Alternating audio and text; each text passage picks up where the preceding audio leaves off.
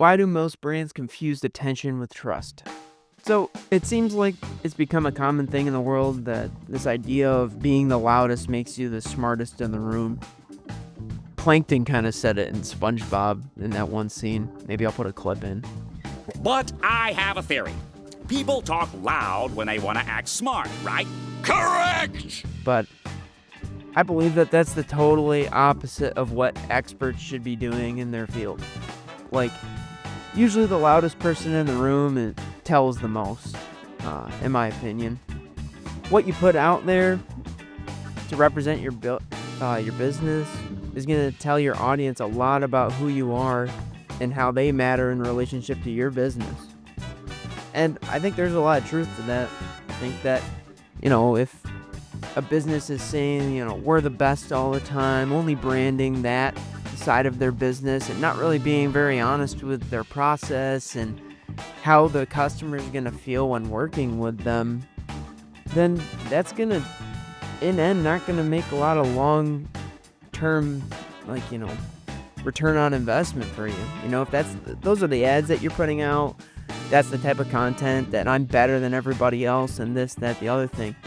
Sure, you might be better than everybody else, but, you kind of seem like you're putting on this charade rather than forming a relationship with that person or the customer that you want, the audience that you want. But that's something that I bring into my work and the people that I'm trying to work with and the people that I want to form a relationship with is you might want a really nice advertisement or promotion for your business because you have this promotion that's upcoming or this cool offer that people can really benefit from. But that's a one and done kind of thing. Instead, why don't you make content that makes people come back to you and makes them research you, who you are. And that's only going to help businesses in the long run too, with signing on people faster or being able to meet or having this sense of people meeting them without meeting them. That's the most important thing about the content, right? You want people to be interested in you enough to come back. So, and I think there's a lot of stuff in today's world that's missing that involves that, right? It's about who grabs the most attention, who has the most likes, who has the most follows, and whatever. And that's something that I can't promise businesses. I can't promise you that I'm going to get you 10,000 likes or 50K followers or whatever. And honestly, I think it doesn't really matter because are those 50K followers giving you the business? No, probably not.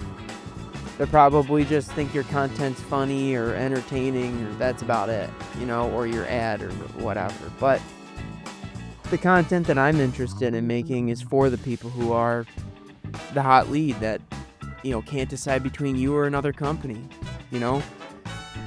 I'd rather help the company that wants to put time and effort into their image of who they are, why they started their business, where they want to go, why they want to help the people they want to help.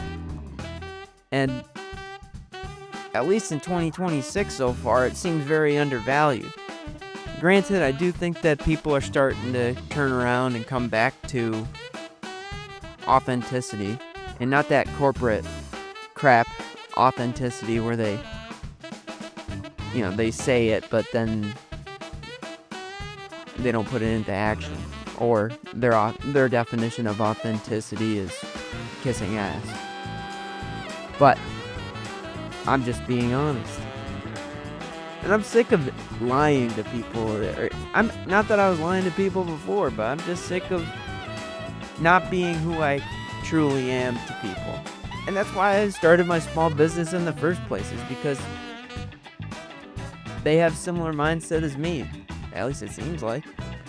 They started their business for some passion or some expertise that they thought that they could help people with. And that's the same thing I'm doing.